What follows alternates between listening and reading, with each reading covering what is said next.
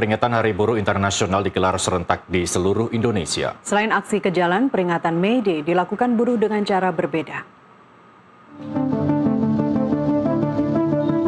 Dalam orasinya, Presiden Konfederasi Serikat Nusantara menyampaikan tema Selamatkan Indonesia, hancurkan oligarki dan usir antek asing di peringatan Hari Buruh Internasional atau May Day yang berpusat di Flyover Makassar, Sulawesi Selatan.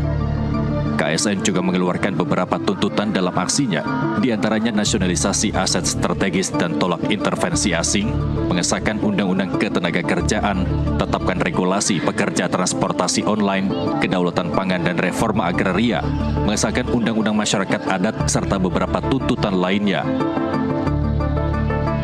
Tapi yang menjadi tuntutan utama kami adalah segera sahkan Undang-Undang Ketenagakerjaan. Yang kedua, sentralisasi ketenagakerjaan yang selama ini di daerah. Yang ketiga, segera membuat regulasi pekerja transportasi online Indonesia. Yang kelima, segera sahkan Undang-Undang Masyarakat Adat.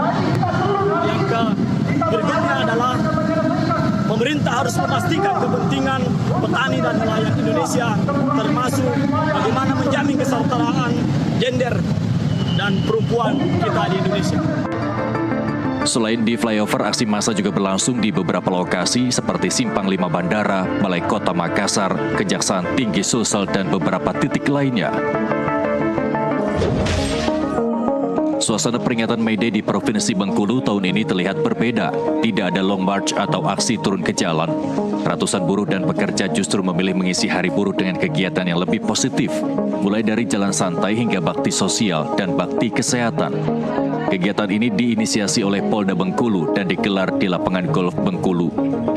Menariknya, para personel Polda Bengkulu juga turut berbaur dan mengikuti kegiatan bersama para buruh.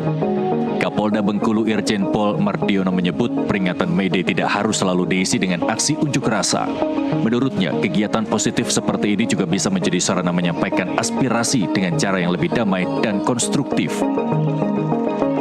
Pada pagi hari ini kita bersama-sama melaksanakan peringatan May Day 2026 serta para pekerja dan pekerja yang ada di Bengkulu.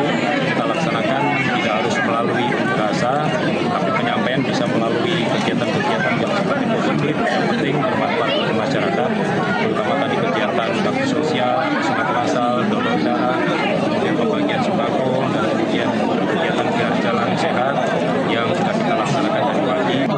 Tentunya aspirasi juga kita sudah sampaikan dengan pemerintah provinsi, melalui Dinas Tenaga Kerja, Gubernur, DPR, dan kebetulan pada hari ini mereka sudah hadir semua.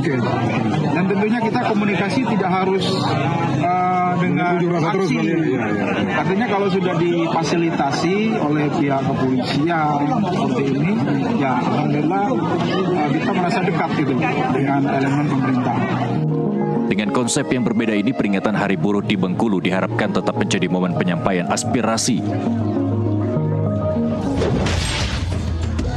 Seperti ini suasana ratusan calon tenaga kerja wanita yang tengah memadati halaman kantor Dinas Tenaga Kerja Kabupaten Ponorogo dalam peringatan May Day.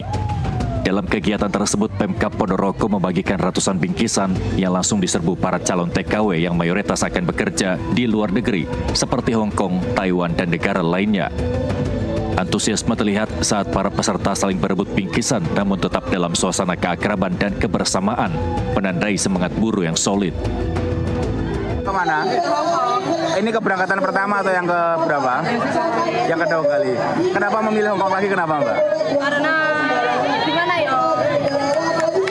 Gajinya lebih tinggi. Selain itu? Selain itu dapat libur. Untuk keamanan dan keselamatan kerjanya bagaimana di sana, Mbak? Cukup bagus. Sementara itu, PLT Bupati Ponorogo Listiarita mewanti-wanti agar tidak ada proses pemberangkatan ilegal yang justru merugikan para calon TKW sendiri. Dan tadi pesan Bunda, karena ini kebanyakan tadi pekerja migran, nah Bunda berpesan untuk berhati-hati karena bekerja di luar negeri itu kan di negaranya orang dengan kebijakan yang berbeda-beda.